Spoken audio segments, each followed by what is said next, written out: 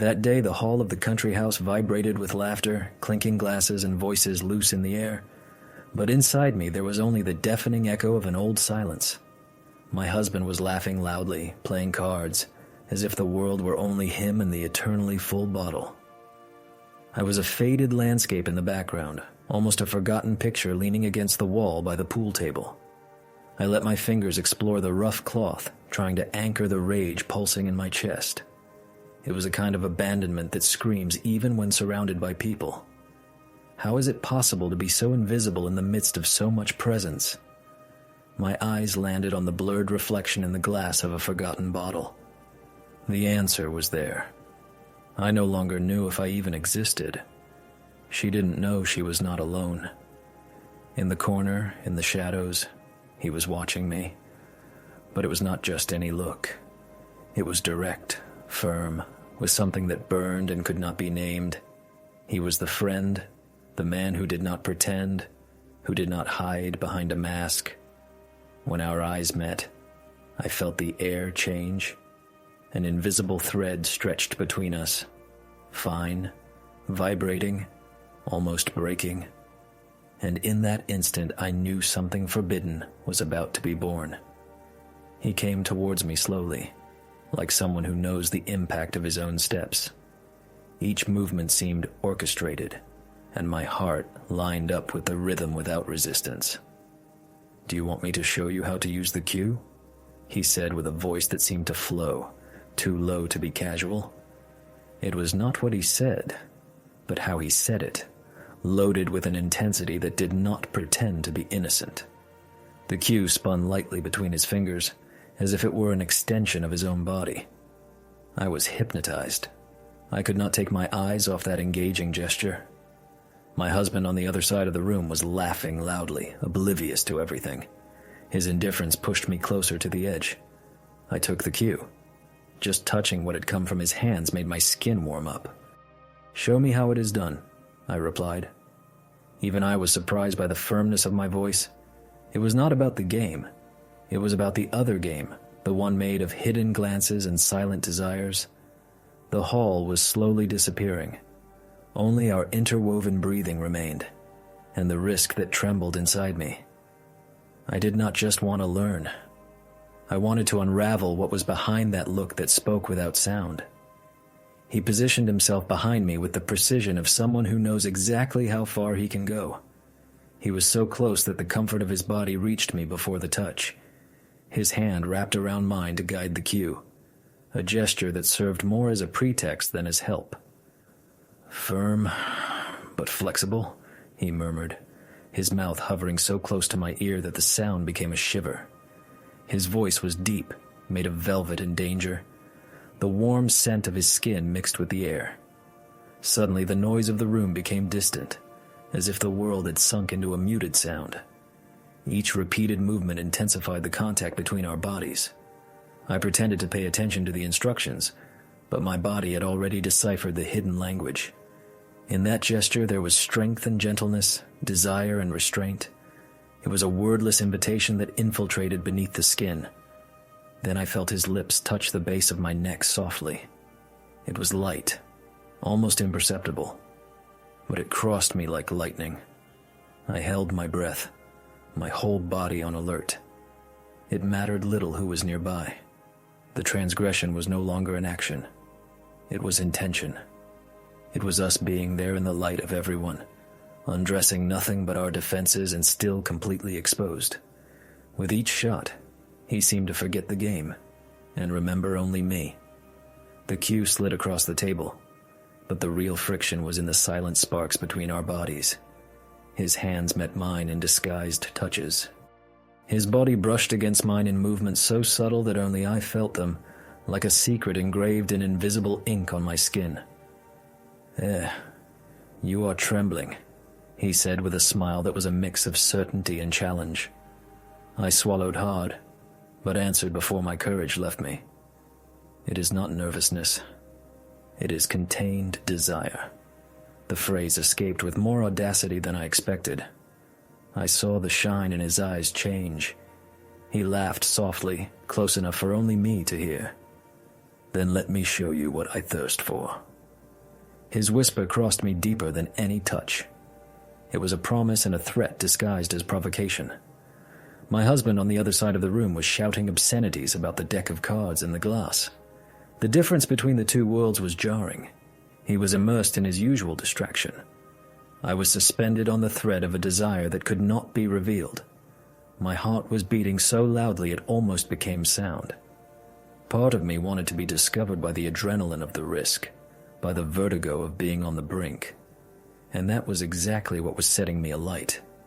The risk of being caught, the taste of the forbidden in its raw state.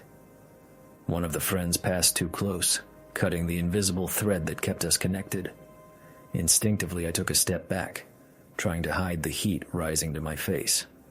But my body was already on alert, and my restless skin begged for more. He noticed the gap. He took advantage of it with precision. His fingertips slid, almost imperceptibly, along the side of my dress. It was a furtive gesture, hidden from everyone, but with the effect of a lightning bolt in me. I held my breath, trying to contain the sigh that threatened to betray me. It was as if a spark had lit up inside. He noticed, of course. He approached lightly, just enough to whisper words that set my interior on fire. "You like to play with danger, do you not?" I bit my lips, stifling a smile that almost escaped me. I should have retreated. But how to run from something that pulsates with the same rhythm as your own blood? Every look we exchanged, every clandestine gesture, tore me away from logic. It pushed me to a place where right no longer made sense. The room was full. The noise was loud. But between us there was a silence that said more than any word. The guilt that once tried to hold my steps could no longer keep up with me. Desire was already law.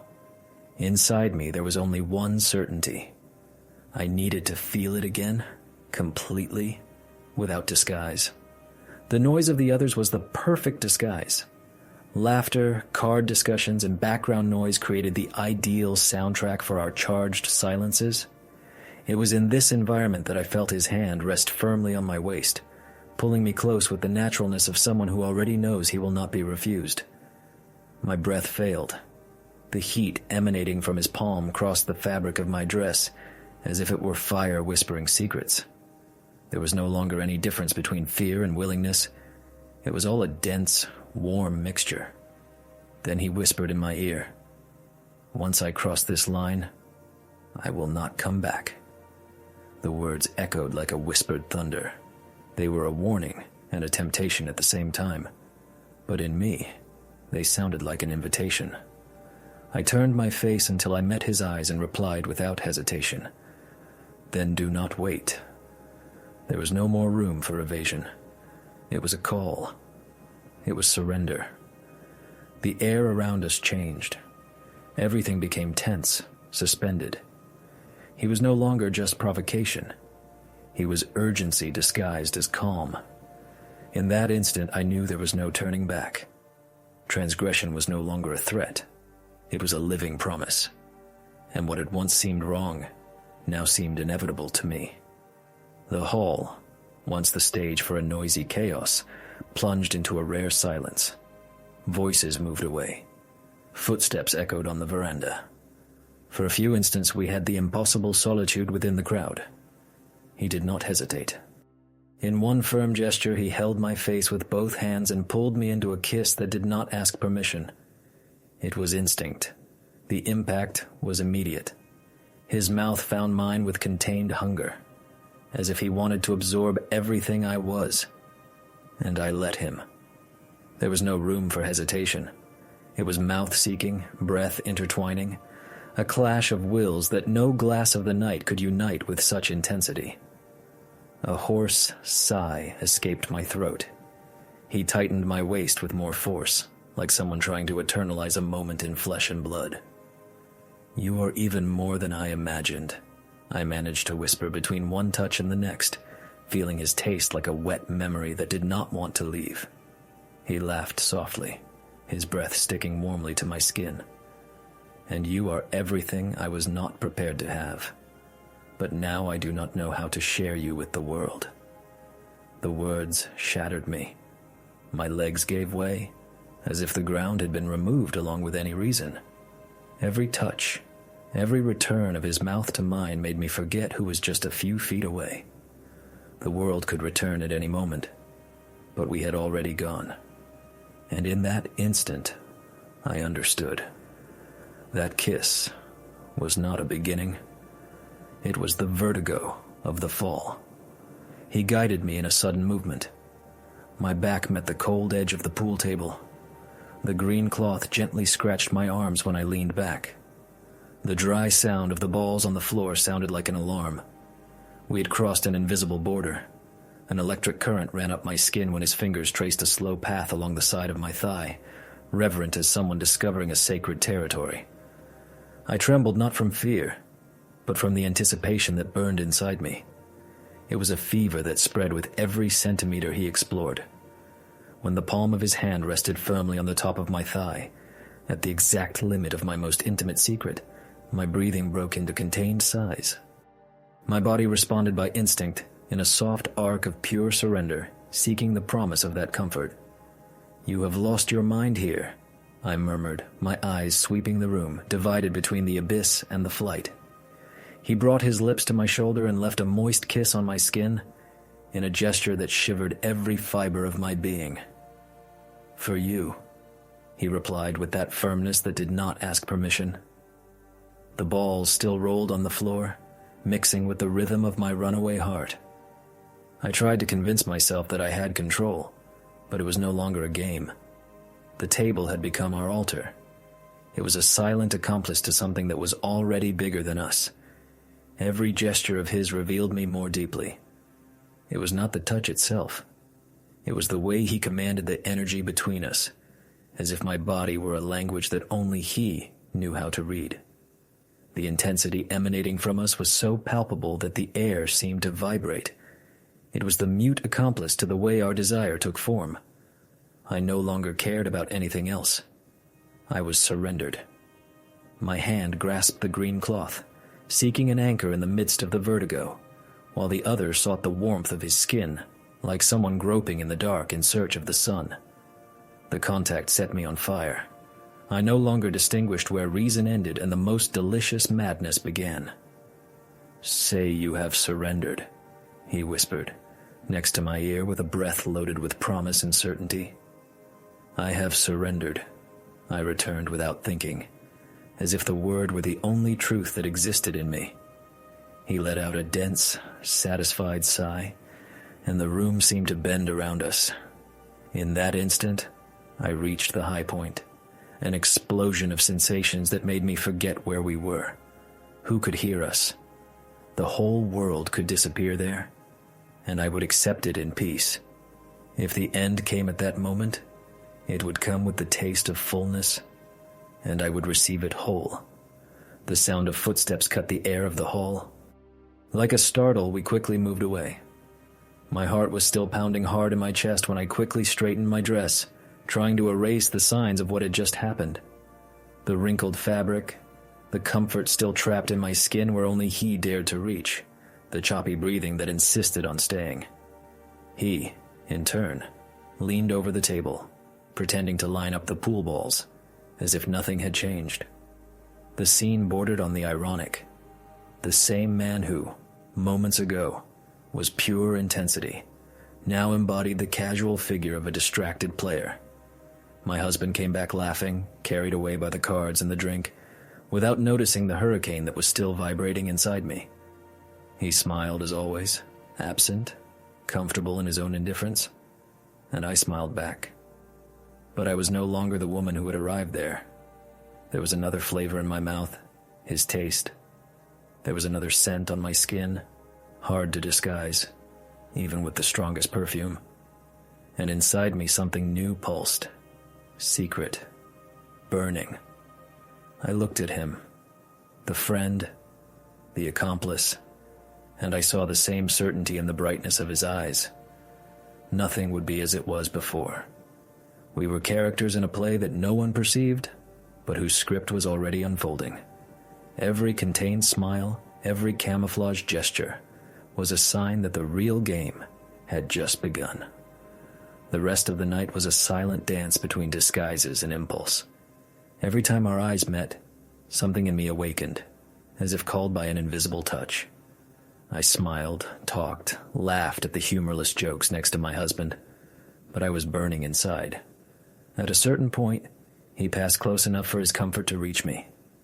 Pretending to pick up a glass, he leaned slightly and murmured in a low, hoarse voice, "Just for me. This is not over yet. I will continue where I left off." My legs gave way, as if they lost their axis. I clenched my fingers against the fabric of my dress, trying to contain the tremor. My rebellious heart, since the first look, threatened to jump out of my chest. I looked to the side. My husband was laughing, distracted, always distant. In that instant, he was just another piece of the faded scenery of the night. The life I knew seemed to dissolve slowly, like a photograph exposed too much to the light. And the real risk was there, a few steps away, breathing the same air, occupying the same space. With every minute next to him, the tension grew like a clock about to explode. And I waited. I desired the moment when all the veils would fall for good. The early hours brought a silence that not even the whole party could stifle.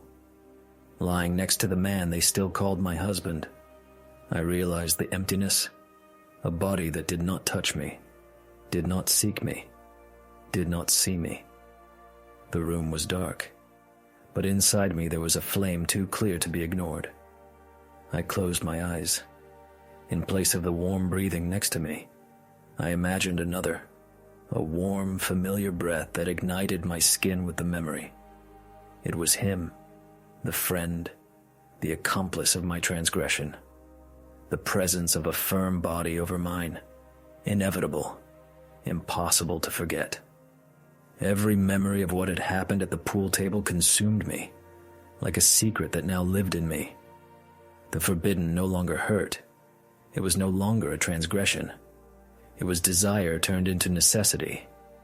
And then, like an invisible tattoo, his phrase came back clear, like an inevitable call. "You are mine now." I squeezed my eyes shut, as if I could avoid the path. But I did not want to. I never did. The promise he had whispered was not a threat. It was destiny. I knew I would not resist, and deep down it was all I wanted most. It was all.